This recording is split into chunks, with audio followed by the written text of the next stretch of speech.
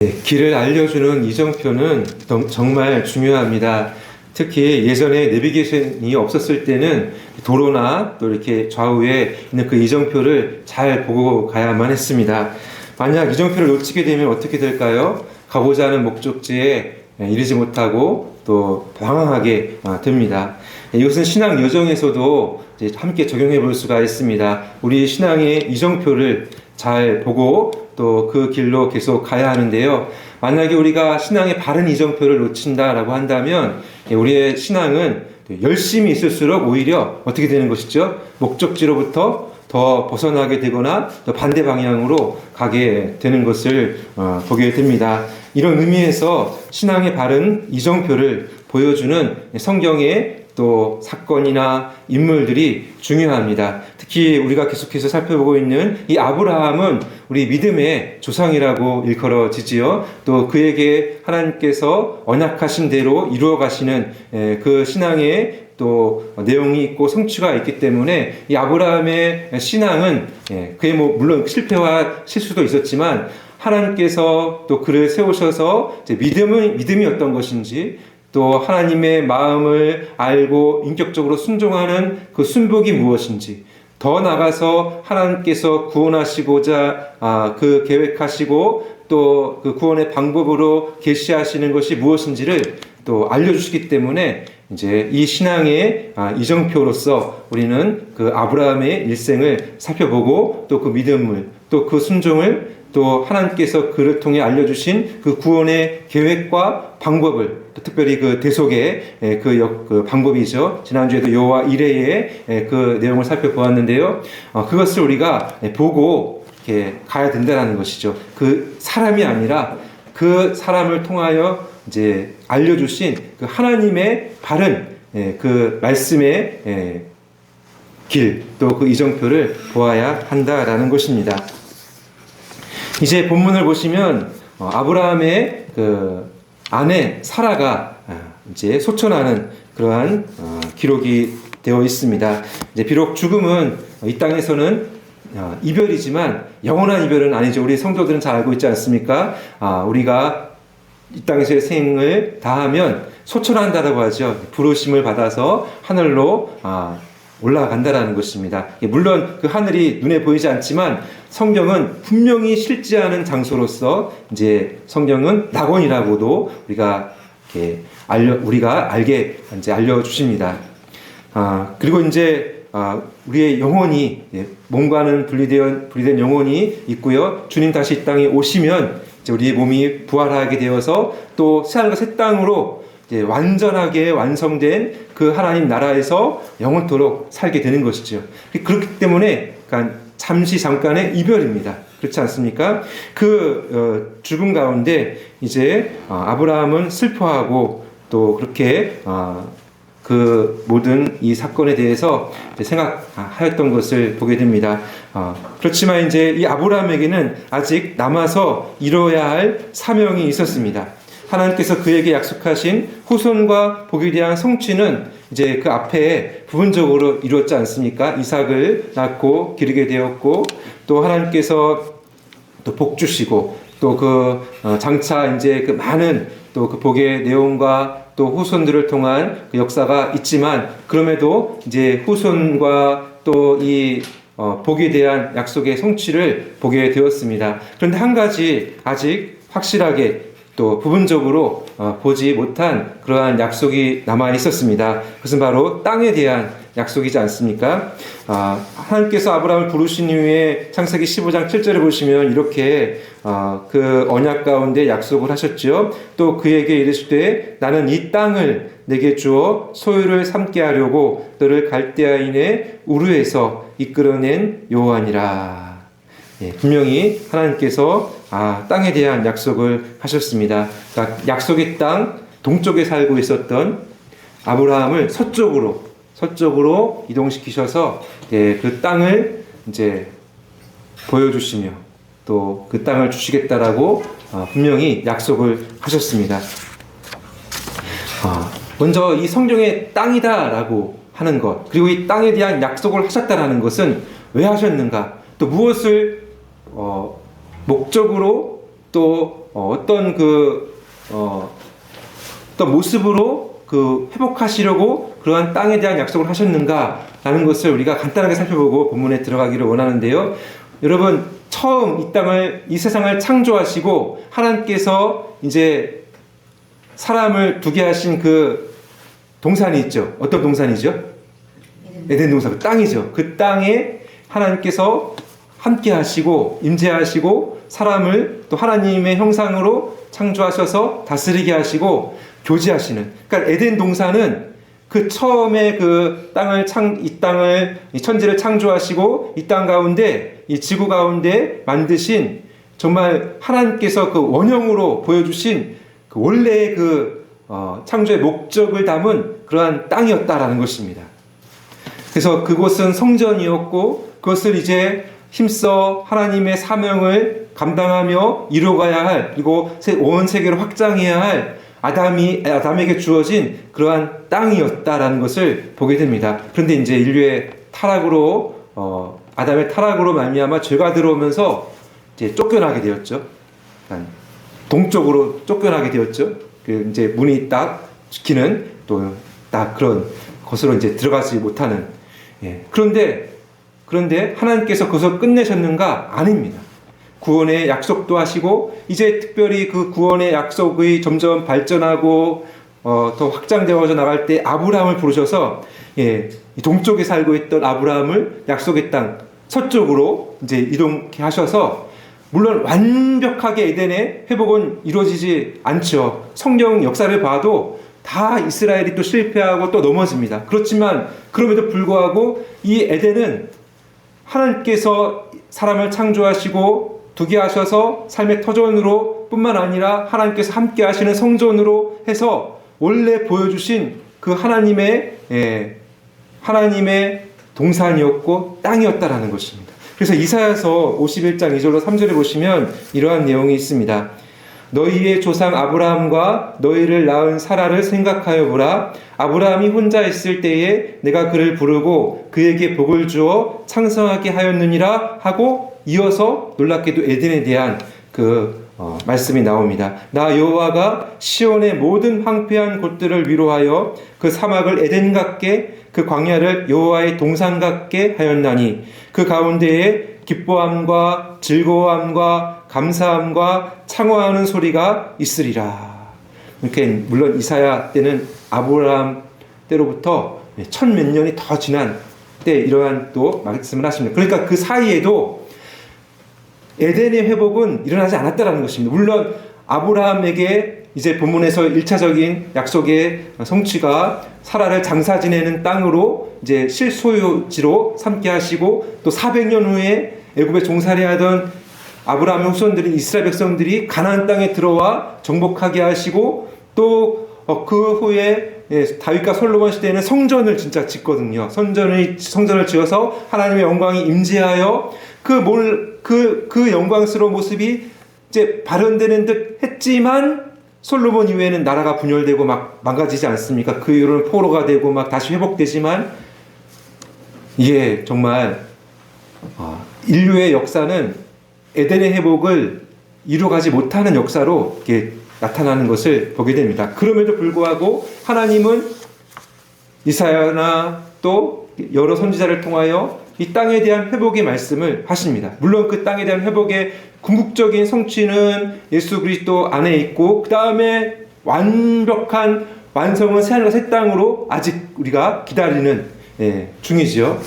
그럼에도 불구하고 이제 아브라함 입장에서는 땅이 실소유지로 이제 부분적인 성취를 이제 자신의 생애에서는 그것을 이제 경험하는 그러한 이제 순간을 본문에 맞이하였다라는 것을 우리는 이제 살펴볼 수가 있습니다. 첫 번째로 이제 이 땅에 대한 약속의 성취에 있어서 하나님께서는 이 아브라함의 신앙을 이제 통하여 이제 이루어가게 하시는데요. 이 아브라함의 신앙을 이정표로 한번 두 가지로 살펴보기를 원합니다. 첫 번째로 한번 읽겠습니다. 시작. 아브라함의 신앙은 하나님의 약속에 대한 믿음과 헌신을 보여줍니다.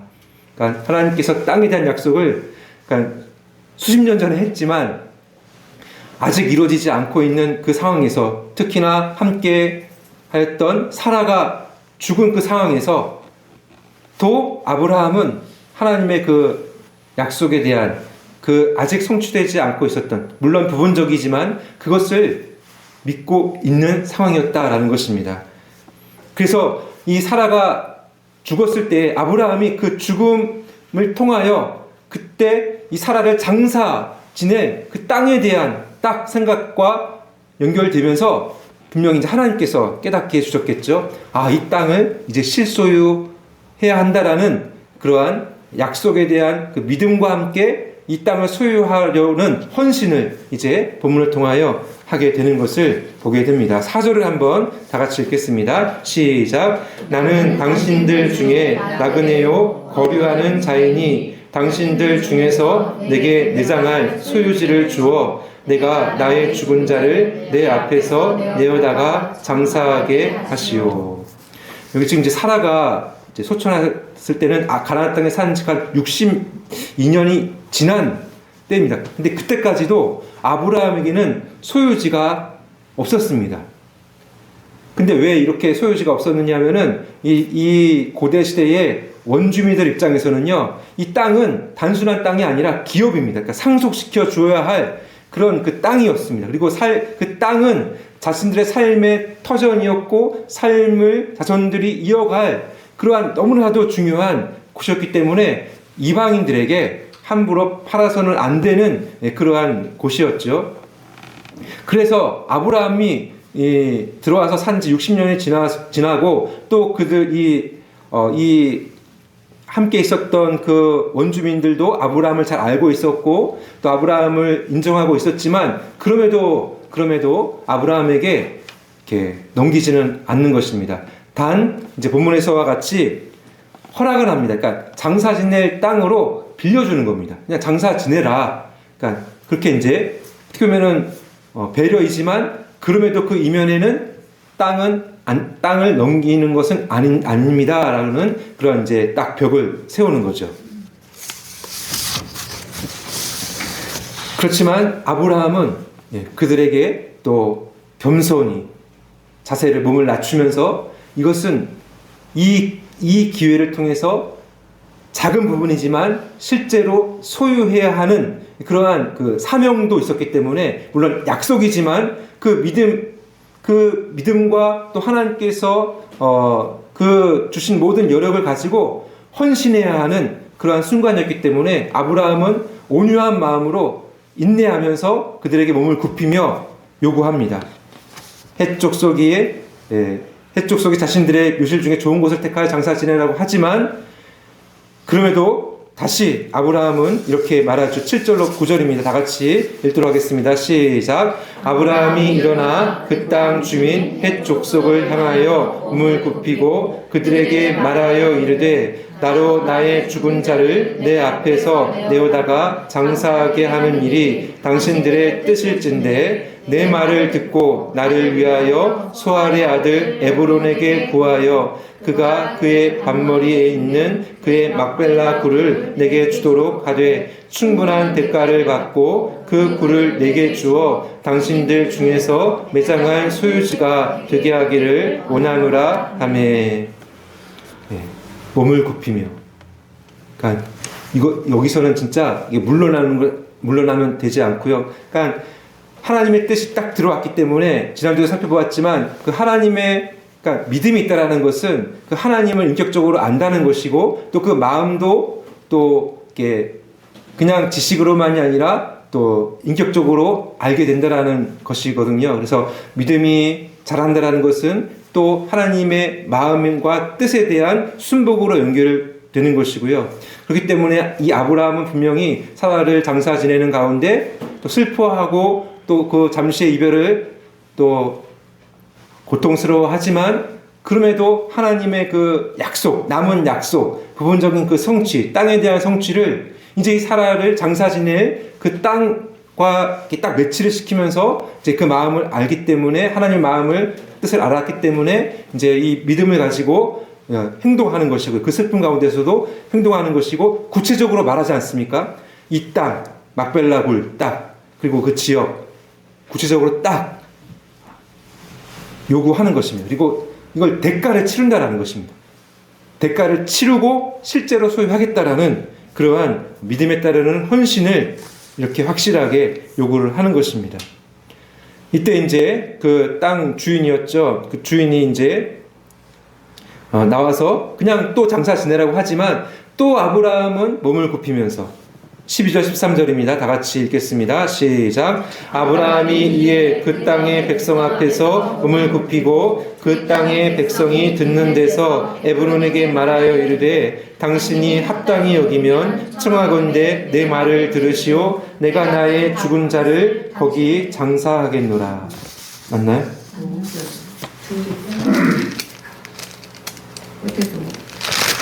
다른 거 읽었나요?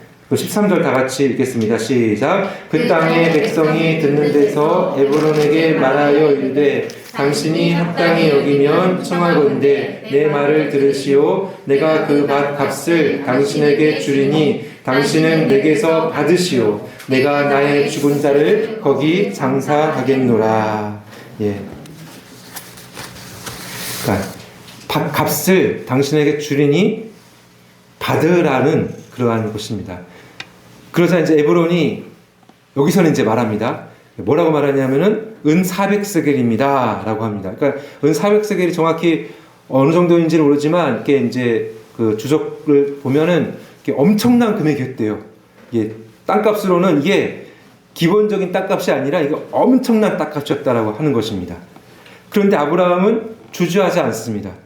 그냥 거래를 공개적으로 확정을 하죠. 16절, 본문 이후 16절을 보시면 아브라함이 에브론의 말을 따라 에브론이 헷 족속이 듣는 데서 말한 대로 상인이 통용하는 은 400세겔을 달아 에브론에게 주었더니.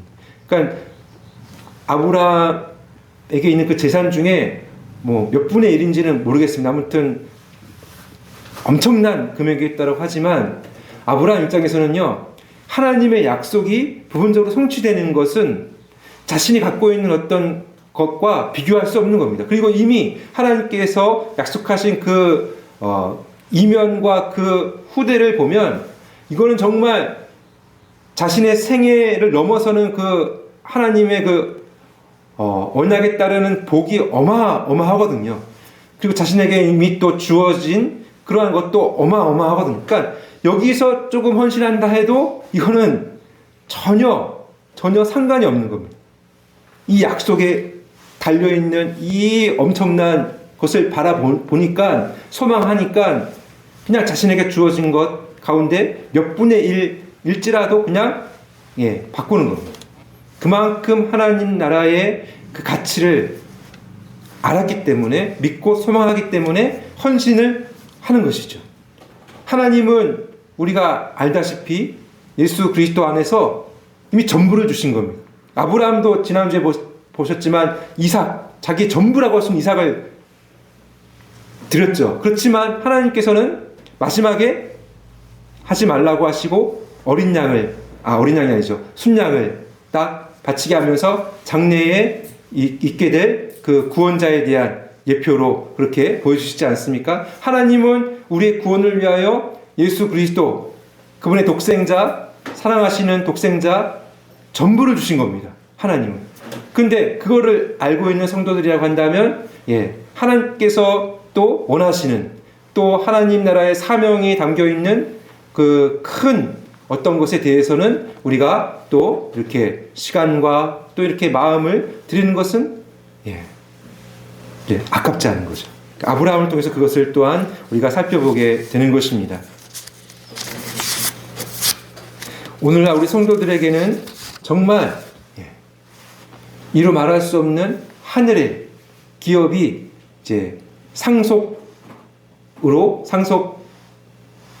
상속권자로 우리에게 확증이 되었습니다. 성령으로 보증이 되었다라고 하지 않습니까? 그러니까 눈에 보이지 않죠. 그러나 그것은 이 세상 그 어떤 것과 비교할 수 없는 영광스러운 것입니다. 물론 이 땅에서도 이미 이루어진 구원의 역사 속에서 또 하나님께서 복 주시고 또 우리로 살게 하시지만 아직 우리에게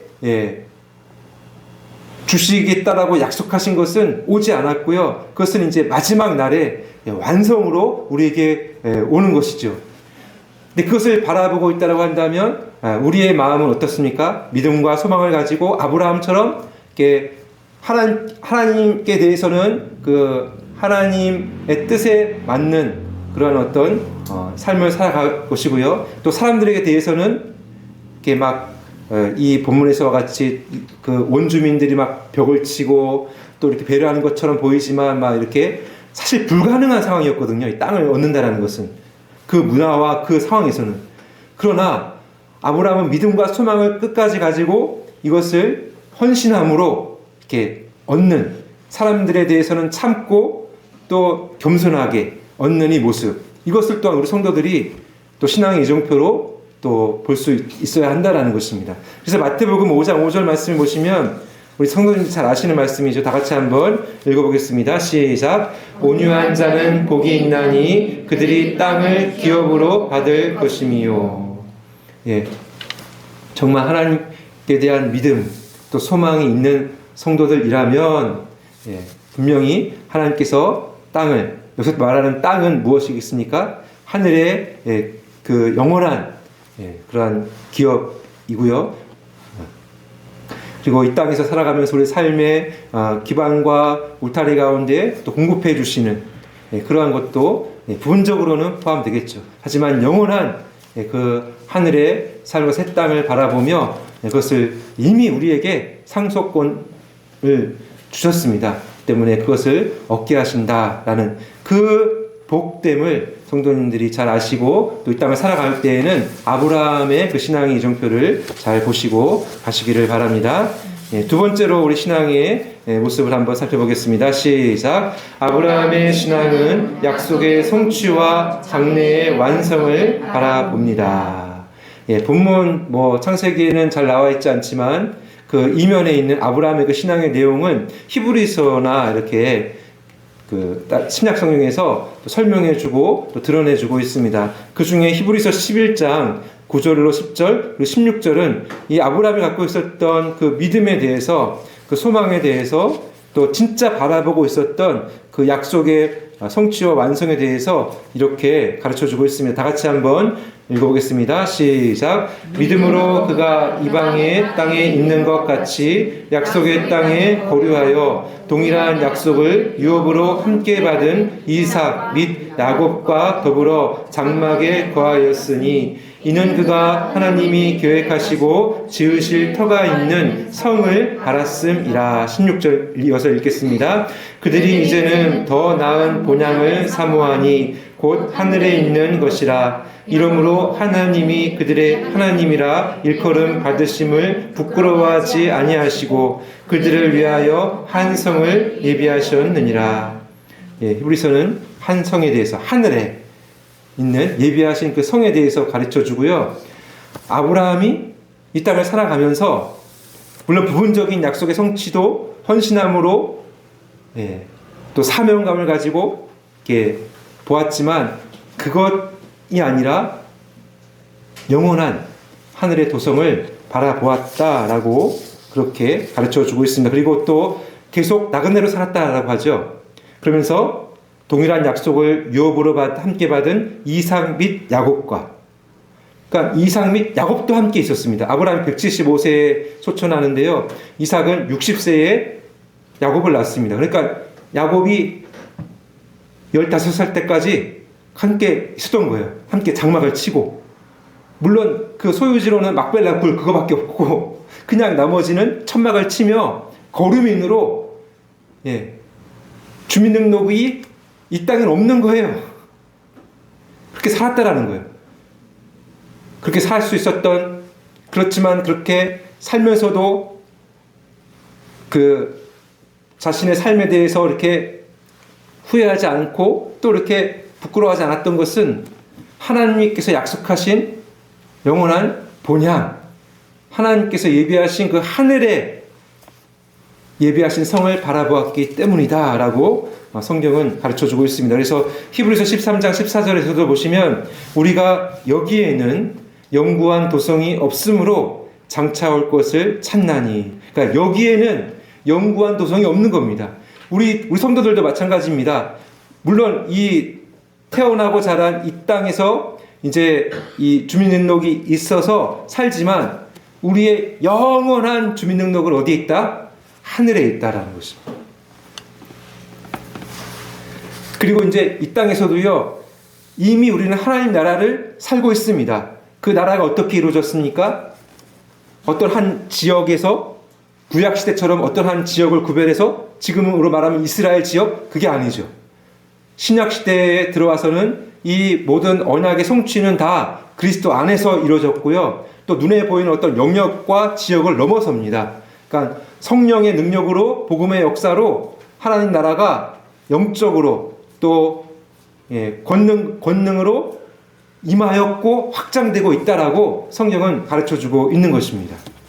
그래서 골로새서 1장 20절에 보시면 이렇게 기록되어져 있습니다. 그의 십자가의 피로 화평을 이루사 만물 곧 땅에 있는 것들이나 하늘에 있는 것들이 그로 말미암아 자기와 화목하게 되기를 기뻐하심이라. 그렇지 않습니까? 영적으로 권능으로 성령의 권능으로 하나님 나라가 그리스도로 인하여 임하였고요. 또 이렇게 복음과 또 교회의 복음 사역과 또 성령의 권능으로 확장되고 있으면서 또 특별히 주님의 몸된 교회 안에서 이 하나님 나라의 가치와 또 그 모습이 보여지고 있는 것입니다. 하나님의 영광이 예배 가운데 임하고 또 우리의 성도들의 삶 가운데 하나님의 영광이 드러나고 또 새로운 세상과 다른 가치를 가지고 살아가는 그 모습 가운데 우리는 이미 이루어진 하나님 나라 안에서 이제 살고 있는 것이 드러나는 것이죠. 하나님 나라의 백성으로 살고 있는 것이죠. 그러나 분명히 아는 것은 새 에덴과 또 새 하늘과 새 땅은 아직 오지 않았다. 눈에 보이는 그 영광스러운 하나님의 완전한 임재와 또 눈에 보이는 이 모든 세계가 이제 완전히 새롭게 되어 새 하늘과 새 땅으로 이루어지는 것은 아직 오지 않았다라는 것을 기억하며 우리가 살아가야 하는 것이죠. 그래서 로마서 8장 17절을 보시면 이렇게 기록하고 있습니다. 자녀이면 또한 상속자 곧 하나님의 상속자요 그리스도와 함께한 상속자니 우리가 그와 함께 영광을 받기 위하여 고난도 함께 받아야 할 것이니라. 그러니까 이 땅에서는 아직 우리도 아브라함처럼 나그네로 살면서 그 약속을 계속 믿고 소망하는 가운데 또 그 약속을 위하여 헌신하고, 그렇지만 약속의 그 완성과 장래의 그 소망을 바라보며 그렇게 살아가야 한다는 것입니다. 그리고 이 땅에서는 물론 하나님 나라의 회복이 일어나고 있지만 영적인 대립이 있습니다. 완전하지 않죠. 그래서 사단의 그런 어떤 그 권세가 결정적으로 꺾였지만 또 계속 활동하고 있고, 또 우리의 육신 아직 완전하지 않지 않습니까? 죄성이 남아있고, 또 세상의 타락한 문화는 거대하게 흘러가고 있고, 조금만 삐끗하면 그냥 신앙의 예정표를 놓치고 자기 마음대로 그냥 핸들을 조작하고 살고 싶은 대로 가다 보면 그냥 막다른 길로 넘어가고요. 또 신앙이 있는 것처럼 보이지만 진짜 신앙의 예정표를 보고 성령의 능력으로 살지 않으면 아무리 열심히 산다 할지라도, 열심히 신앙생활을 한다 할지라도 오히려 하나님 마음을 모른 채 잘못된 길로 또 가고 있는 것. 이게 정말 양갈래로 이게 정말 막 갈래길이 계속 나옵니다. 또 장애물도 있고요. 그렇죠. 그러나 그런 고난이 있지만 분명한 것은 우리에게 이미 하늘의 상속권자가 예수 그리스도의 그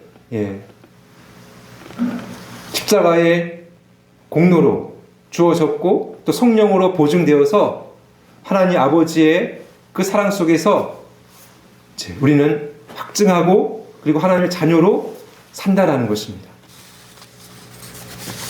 그리고 마지막 아브라함이 4,000년 전이죠. 4,000년 전에 그가 바라보았던 하늘의 예비한 성을 바라보며 사는 것입니다. 베드로후서 3장 13절에 보시면 우리는 그의 약속대로 의가 있는 곳인 새 하늘과 새 땅을 바라보도다. 이것이 우리가 이제 그동안 15번에 걸쳐서 창세기와 언약이 보여주는, 또 아브라함을 통해서 보여주는 완성된 하나님 나라의 모습이고요. 이것이 우리의 소망이고, 또 이 소망을 가지고 살아가는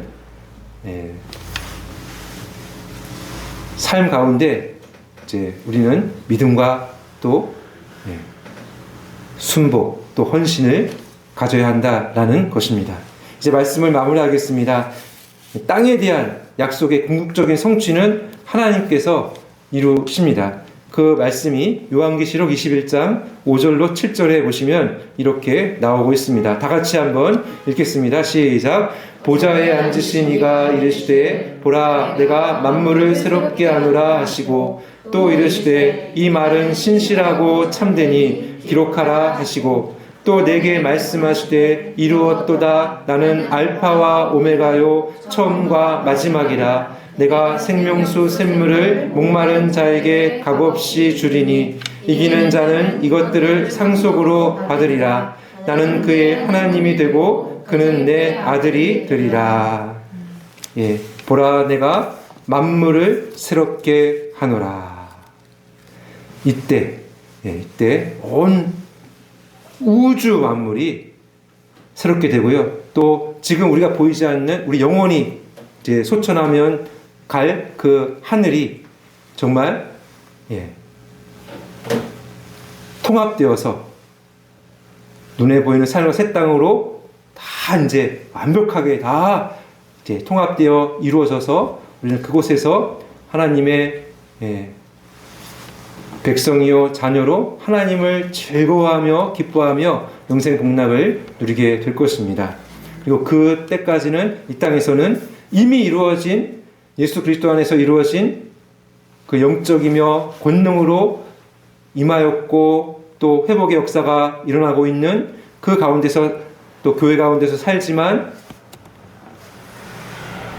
아직 이제 이루어지지 않은 그 완성된 나라를 소망하는 가운데 또 그렇게 살아가야 한다라는 사실을 꼭 기억하시기를 바랍니다. 이때 이제 우리의 신앙의 이정표로서 아브라함처럼 이 땅에서는 나그네로 살지만 그것을 오히려 부끄러워하지 않고 오히려 영원한 것이 주어졌기에 이 땅에서는 또 부족함에도 또 연약함에도 그렇게 계속해서 신앙의 정진을 이뤄가시기를 바랍니다. 그래서 마지막으로 로마서 8장 25절 보시면 이렇게 기록되어져 있습니다. 만일 우리가 보지 못하는 것을 바라면 참음으로 기다릴지니라.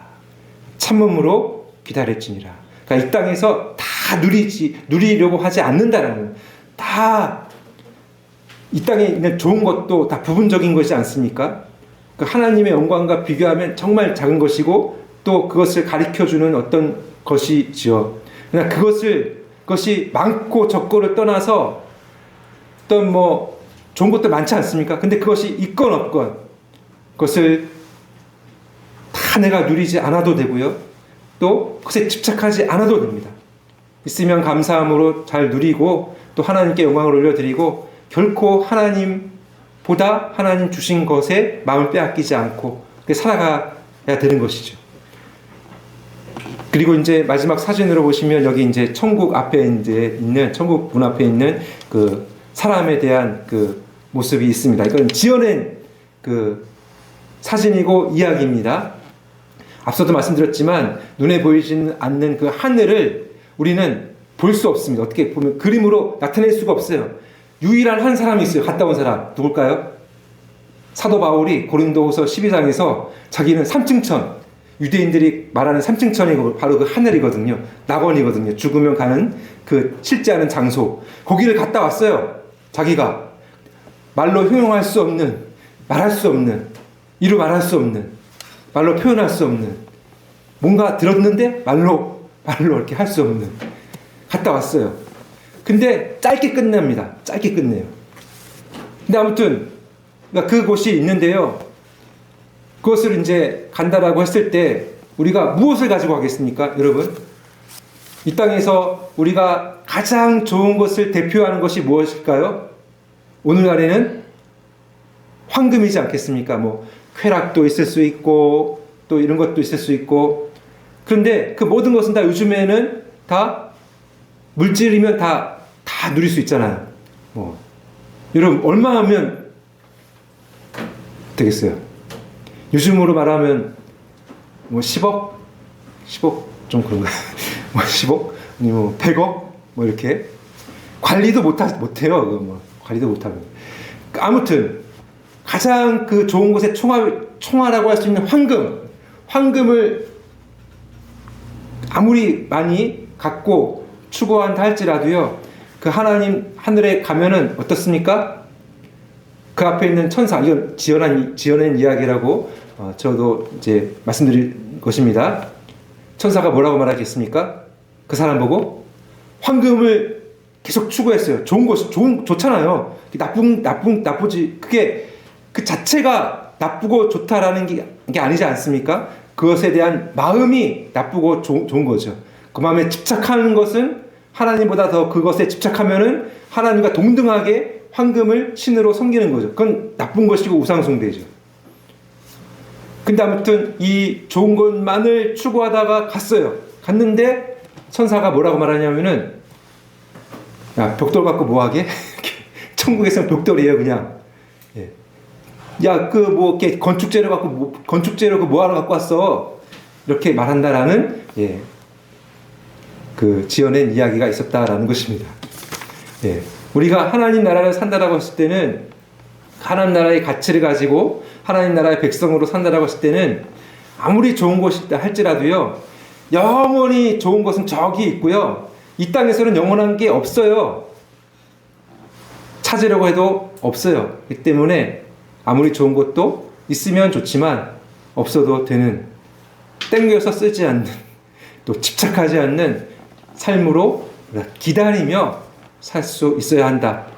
오히려 우리에게 요구하시는 것은 어떤 겉으로의 어떤 것이 아니라 우리 안에 있는 믿음의 또 정금 같은 믿음일 것이고요, 또 하나님의 마음을 알고 닮아 내 전부라 할지라도 이미 전부를 주신 그 하나님께 대한 순복과 또 헌신을 이룬, 또 우리의 또 어떻게 보면 이제 하나님 앞에 드리는 또 마음이겠죠. 근데 그것도 하나님께서 받으시고 인정해 주시고 또 상을 주실 것입니다. 그러나 이 모든 것은 다 하나님의 사랑과 그리스도의 은혜 가운데 또 성령의 보증 가운데 다 이루어지게 될 것이고, 그때까지 또 인내하게 하실 것입니다. 그것을 이제 아신다라고 한다면 아브라함의 신앙의 이정표를 계속 보시고 한 단계 한 단계, 부분적이지만 한 단계 한 단계 이 땅에서 또 하나님 나라의 백성으로서 하나님께 영광 올려드리시는 저와 여러분 되시기를 바랍니다.